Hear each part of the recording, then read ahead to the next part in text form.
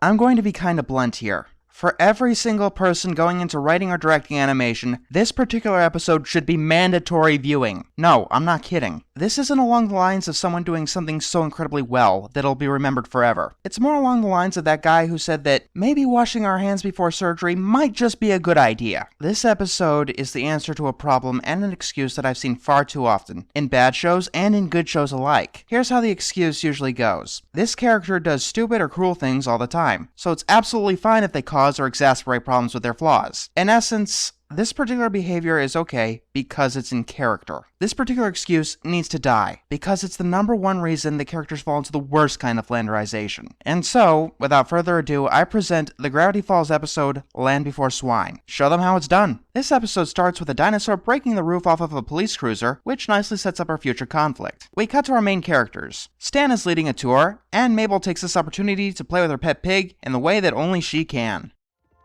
What else can I tell you a secret?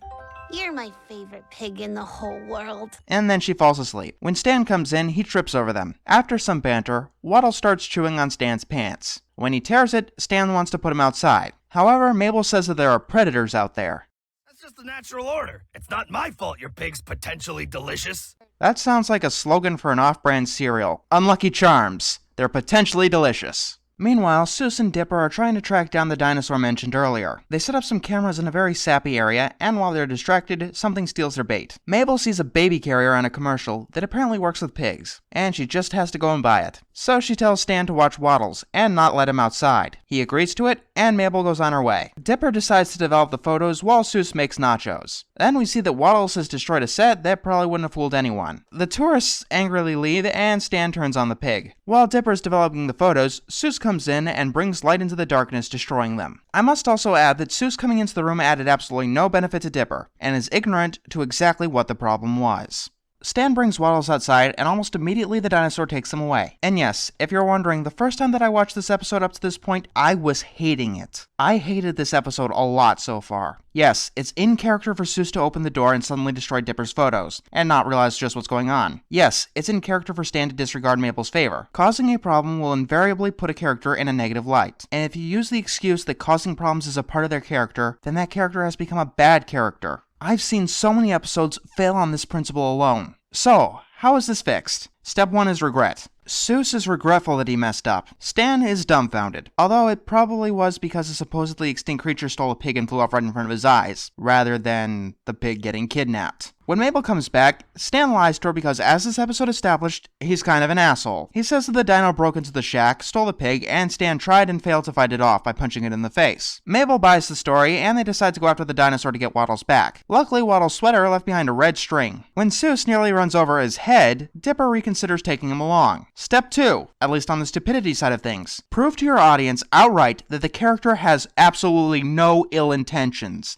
You have to do this. Doing it poorly, well, this episode doesn't do it the best. The first time that I watched this area felt akin to a SpongeBob episode that half-assedly made excuses to keep a drain on the plot in the plot. That's not this episode's fault, but I have seen that way too much. Not helping is the fact that they went and showed all the times that Seuss screwed up in the past. They follow the red string, and it leads them to an old church where they run into that crazy old prospector guy. A dinosaur stole his musical spoons and flew down into the mine shaft, apparently. For some reason, this guy wants to tag along. Sure, why not? He makes a great demonstration of what should happen to characters who cause problems and don't attempt to make them better. His weight adds too much to the rope, and they all fall down into the mine shaft, which is loaded with prehistoric plants, and dinosaurs trapped in large amounts of tree sap. Apparently, the summer heat has been melting them loose. Stan gets lost in his greed and accidentally reveals that he left Waddles outside. Here we have step 2 of how to have a stupid and or asshole character we're supposed to create a problem through their stupidity and or vices. Call them out on it. I don't care how minor the problem they caused is, they should be called out in one way or another. The bigger the problem that's caused, the more the plot revolves around it, the harder they should be called out. And potentially getting Maple's pet eaten is a pretty big problem.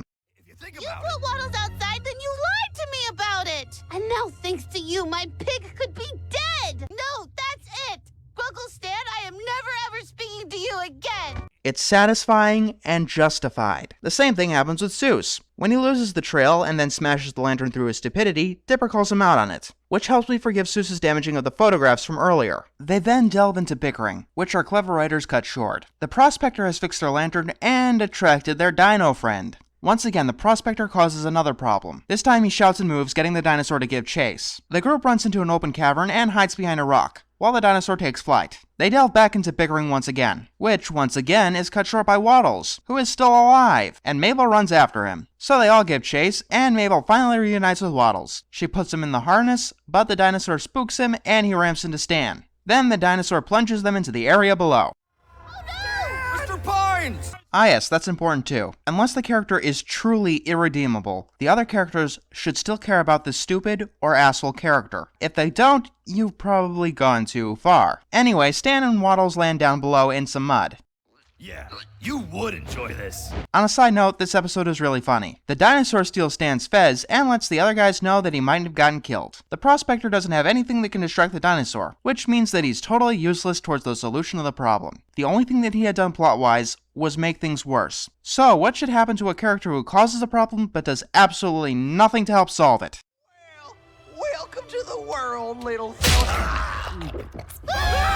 Yeah, I'm all on board with this. If a character only causes a problem, feels no remorse about it, and contributes nothing to the solution, they should invariably get eaten by a dinosaur. If this feels a little bit extreme about this, here's what I'm getting at. If the writer is doing their job correctly, no character should ever be in that situation unless they are a villain. I'm really sick and tired of seeing characters we're supposed to be rooting for in this scenario time and again. And keep in mind, it ain't just the sponge doing that. But that brings me to my most crucial point. This is the most important thing. Have the characters who cause the problems fix their mess. Or at least try to. Stan decides that it's either him or the pig, and when Waddles looks at him, he goes into some internal conflict.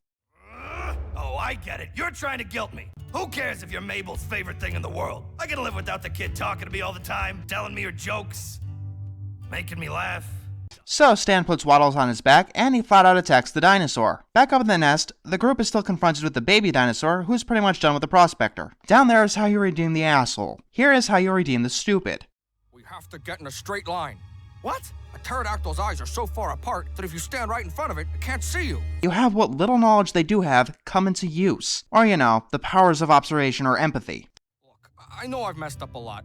I can be sort of clumsy, and it's not always as lovable as I think. Take a note, every single fucking one of you! Seuss' plan works, and the dinosaur doesn't catch them trying to escape. Then we see Stan punching a dinosaur in the face, and he pretty much knocks it out. There's one more thing that an episode like this has to do, and that's focus on the positive qualities of these characters. Seuss uses his strength to help them escape from the mines, and we see that Stan really does care about his family. If this seems like a lot of work to redeem a character, especially in the span of 22 minutes, I only have one thing to say. Stop putting your characters in these positions! It's really that fucking simple! This particular episode could have taken the easy way out and say that Dipper and Mabel should be accepting of Stan's jerkishness or Seuss's stupidity, and kept using it for comedic possibilities. And if they did, I'd probably be reviewing this episode on my other series. But they took the high road, and created not only my favorite episode of Gravity Falls, but an example for all other cartoons to follow. Somebody needs you, and that's how it starts. Someone believes you'll come through. You're scared, so what? I'll bet you've got a possible hero in you. It's more than courage or just being strong. Those things are easy to do. Have faith, take heart, he's kind.